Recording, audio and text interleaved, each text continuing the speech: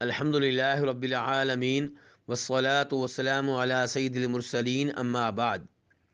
ہمارے ایک نہایت ہی محترم پوچھتے ہیں اس پوسٹ کے بارے میں جس میں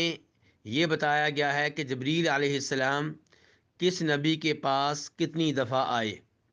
چنانچہ اس میں یہ دعویٰ کیا گیا ہے کہ جبریل علیہ السلام آدم علیہ السلام کے پاس 12 مرتبہ آئے، اور جناب ادریس علیہ السلام کے پاس 4 مرتبہ آئے،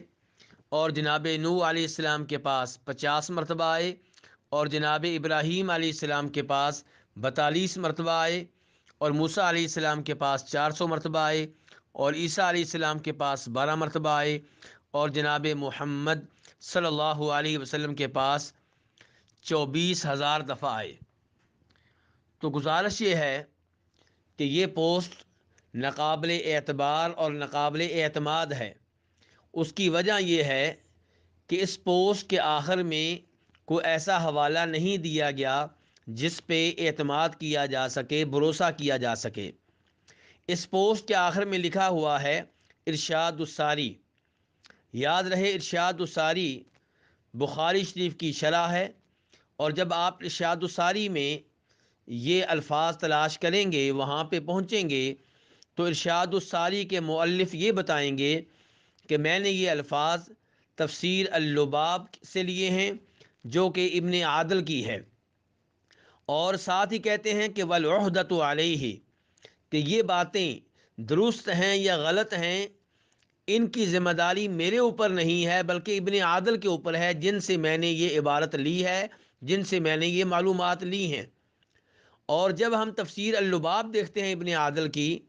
تو وہ وہاں پہ کہتے ہیں کہ روایت کیا گیا ہے، یعنی کہ وہ یہ نہیں بتاتے کہ انہوں نے یہ معلومات کہاں سے لی ہیں، نہ کسی قرآن کی آیت کا حوالہ ہے، نہ نبی علیہ الصلوۃ والسلام کی کسی حدیث کا حوالہ ہے، اور نہ ہی کسی صحابی کا حوالہ ہے۔ تو اس لیے ایسی باتوں پہ اعتماد نہیں کیا جا سکتا، یہ غیبی معلومات ہیں۔ یہ اگر قرآن پاک میں آئی ہوں تو سر آنکھوں پہ انہیں مانا جائے گا، ان پہ ایمان لایا جائے گا، اور اگر نبی علیہ الصلوۃ والسلام نے بیان کی ہوں اور کسی ایسی حدیث میں آئی ہوں جو آپ تک پہنچتی ہو، پایا ثبوت تک پہنچتی ہو، تو اس پہ اعتماد کیا جائے گا۔ لیکن ابن عادل جو کہ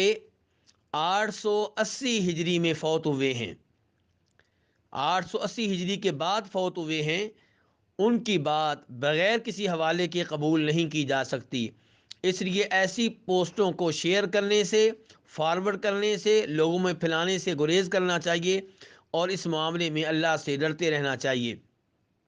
کیونکہ یہ چیزیں دین کی طرف منسوب ہیں۔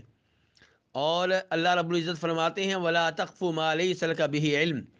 جس چیز کا علم نہ ہو اس کے پیچھے مت لگیں۔ إِنَّ السَّمْعَ وَالْبَصَرَ وَالْفُؤَادَ كُلُّ أُولَٰئِكَ كَانَ عَنْهُ مسؤولا، یہ کان، یہ نگاہیں، یہ دل، ان سب کے بارے میں سوال ہوگا۔ اللہ رب العزت ہمیں قرآن و حدیث کے مطابق چلنے کی توفیق عنایت فرمائے۔